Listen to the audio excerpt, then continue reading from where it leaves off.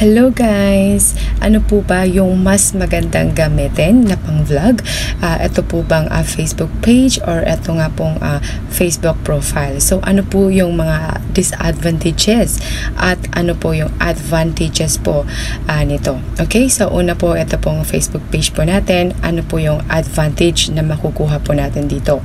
So una po guys, mas madali nga po tayo maka-access or maka-login sa atin pong Creator Studio or doon nga po sa atin pong Meta Business Suite na kung saan po mas madali po natin makikita ang ating pong performance or ma-monitor po ang status po ng atin pong page.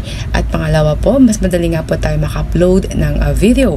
At dito nga po guys, makakalagay po tayo dito ng thumbnail, ayan yung descriptions, yung title, pag pumunta nga po tayo sa Creator Studio or sa doon po sa Meta Business Suite. So makakapaglagay po tayo agad. At pangatlo po, dito po sa Facebook page, meron po tayong privacy. At pang-apat nga po, pagka meron nga po tayong violations or restrictions, ay pwede po natin siyang i-transfer po sa other account. So pagka meron nga po tayong mga admins, ayan, kasi ang pages po, pwede ka pong maglagay ng as much admins as you want po. Pwede po tayo maglagay ng admins po ng napakarami na pwede siyang makalagin or maka-access na pwede pong makatulong sa inyo pong Facebook page. Ayan po yung advantages po niya. So ano po yung disadvantage po ng Facebook page? So of course po guys, pag page po yan, so of course kunti pa lang po yung ating pong followers, ang ating pong supporters. So kailangan mo talagang magsumikap, i-build up talaga ang inyo pong Facebook page para makahakot ka ng mas marami pong followers at ang inyo pong supporters.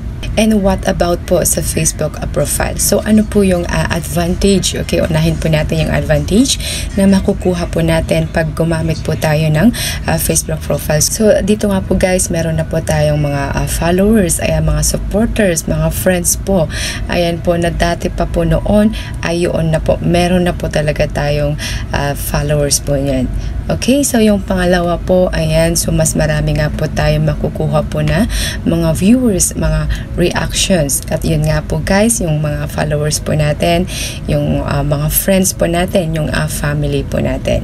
So yun nga po guys, yung advantages po na makukuha po natin. So what about po disadvantages? Okay, so una po guys, mas mahirap po tayo na maka-login or maka-access po sa Creator Studio or sa Meta Business Suite po once na profile yung ginamit po natin. So unlike po sa page ay makakapag-login po tayo doon. So kahit gamitin mo ay desktop, ayan, PC, laptop, or kahit anuman po yan, doon po sa Creator Studio or Meta Business Suite ay mahihirapan ka makalagin. Okay, kahit itry nyo po ngayon guys, kung makakalagin po kayo, ay mahihirapan po talaga kayo.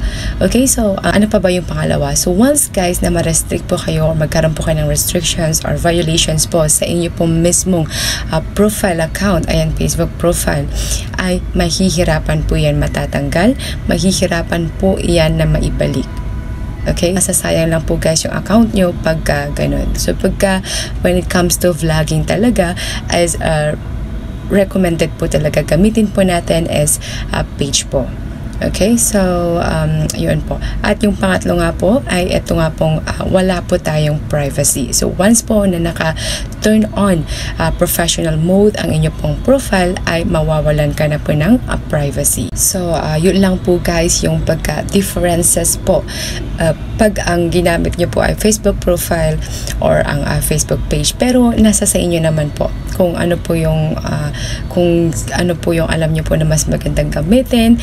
Ayan, so up to you pa rin po. Okay, nasa sa inyo pa rin po kung ano po yung gusto nyo pong gamitin. So ang sa akin lang po, ayan, yung sinabi ko lang po kung ano po yung mga makukuha po natin ng mga advantages at disadvantages between of them.